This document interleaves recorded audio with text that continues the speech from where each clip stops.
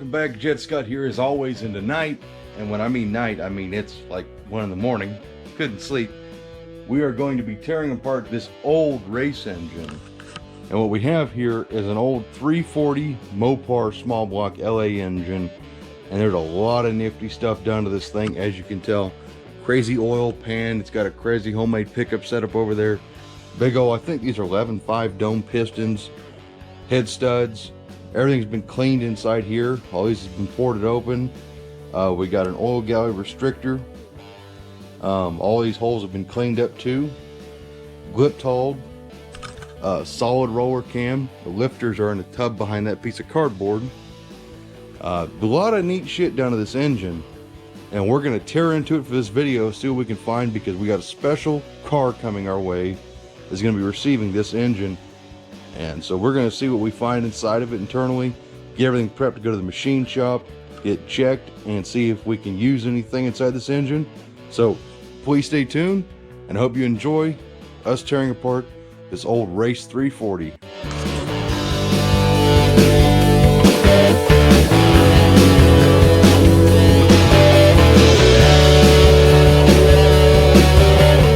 as you can see, our solid roller cam is removed. It's in terrific shape. You see, there's nothing right there. There's a little bit of scribbling right here. We'll have to mic this baby out, and I'll let you know how big it is and whether or not it's going back in. Let's keep tearing her down.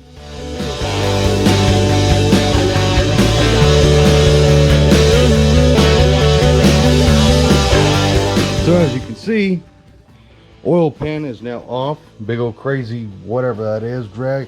Oh, that's drag race. I think that's more of a dirt track thing. Anybody knows? Comments and below. Here's what we got. This is the real piece de resistance. We have old Mickey Thompson aluminum rods, a knife-edged crank, crazy custom oil pump setup there. And believe it or not, this engine does turn over. And to prove it to you, we'll get our old trusty Proto crescent wrench.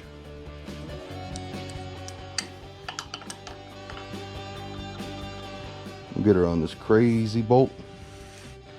And she does turn over nice and easy. So no issues there. And we have SPS H1452 rod bolts. We also have main studs. Very cool. The engine, whatever it did in its previous life, it was built to do it very well. Don't know how many miles are on anything. I still ain't fully decided if we're going to detune this thing. The going rate, going to be milling down the pistons, change the aluminum rods out for something a little more street friendly. As you can see, there is some damage there. And, well, it's not real sure about aluminum rods, so we're going to get this whole assembly apart, get this block bare, so we can go to the machine shop, get cleaned, and all that fun jazz. So keep watching and enjoying, guys.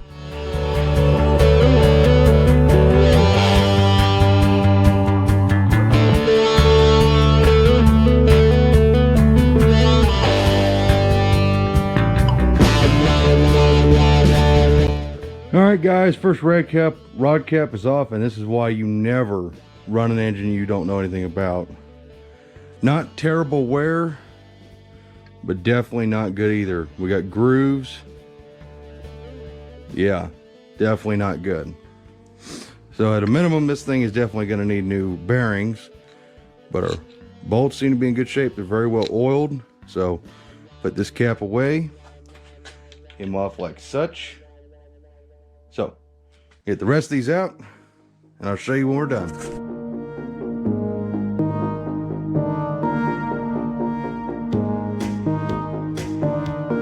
Would you just look at them big old dome pistons? Daggone, it's a big old dome piston. Whoa! It's a funky soda can rods. Daggone.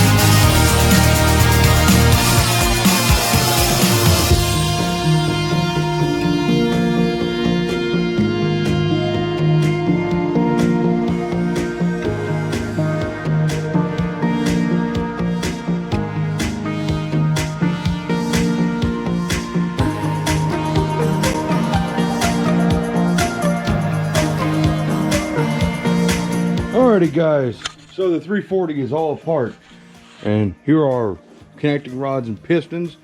This yellow substance you saw in some of these pistons is just PB Blaster and stuff I used to coat the engine down, because she was pretty dry when I first got her. And she's pretty crusty, but everything's in good shape. The biggest downside is how much weight they hogged out of these pistons. See all those little holes? Just to lighten up. I mean, this is a really light setup here, but still, trusting these old rods, that's not up to me. That's up to a machinist, someone professional. These bearings, though, are definitely no good. The crank bearings, main bearings, ain't too bad. They're still gonna need replacing because how old they are. I don't trust that kind of stuff. For the price you spend on bearings, it's worth it, you know, versus just, screw it, they look good enough. No, never reuse that crap. Crank's in terrific shape. In fact, I didn't even test if it was cracked. That's a beautiful crankshaft. You want that really high-pitched ring. Wrong way to really measure this kind of stuff, but checking the rod journals, they are 2110, 2100, so 2.110, which is actually considerably undersized. It should be like 250 or something. The main journals, they're 2.4750 or so, 55. Everything is real nice in the crank. And did I mention this block is standard bore, has no ring ridge. It's in terrific shape. This is an awesome engine, and not only that, but this is a very valuable 340 because it's 630 to 70. So technically this block could be 70 or 71. And if we go to the VIN pad, which has already been decoded, I don't remember where it is. I think it's on the front of the block somewhere. Read it to a buddy of mine, and this block decodes out to a Hamtramck build plant, which is where all the E-bodies are built. It's a 71 block, so pretty high dollar block. Kind of crazy, got turned into this race engine. It's definitely been run, and I bet you this thing was a screaming bastard when it was running. But yeah, really awesome engine, and you're going to get to see the rest of this unless we get a guy who needs it for a restoration project, and we'll sell it to him. But if no one shows up with that kind of need, we're going to be cleaning this baby up really good. Probably swapping those aluminum rods out for iron units. Something more street friendly. And I don't care how many stories there are about people running aluminum rods on the street. I am not running those aluminum rods on the street. Something about trusting 40-year-old aluminum rods on the street. Now, if the machinist gives them a good bill of health and he says, run them, that's different. He's a machinist. The crank, terrific shape. If this thing doesn't require a lot of reweighting with Mallory metal, I'd love to keep this unit. Knife edge is a beautiful crankshaft, just needs cleaned up. It's not rusty on the journals. The journals are beautiful. Don't even really need a polish. So there's that. But I love this engine. I don't want to get rid of it. I think she's going to be a screamer for sure. And we did measure out the cam. Roughly, the base circle and cam lobes and everything should be about a 560 lift solid roller, which is pretty small for a solid roller cam. And as you saw, the old bronze gear is in terrific shape. It's good. These are expensive, but they'll probably replace the bronze gear on that anyways. The bronze gear itself isn't too bad, but there she is, guys. I hope you enjoyed this little teardown of this old race engine. It's a really cool engine, in my opinion. You know, you don't find them this kind of shape anymore. Not really the best shade of blue, though. The camera makes it look brighter blue than it really is. I think it's more of a corporate blue. But you can see she used to be some kind of orange. I don't know if that's going to show up real good. It's not really Hemi orange. It's kind of a metallic orange. Maybe it's Gliptol underneath there. I don't know. We'll find out when she gets to the machine shop. But as always, guys, hope you enjoyed this video, and I hope to see you guys in the next one. So be sure to hit that like button, comment, subscribe, do all that fun jazz. I'll see you guys in the next one. So take care. Bye-bye.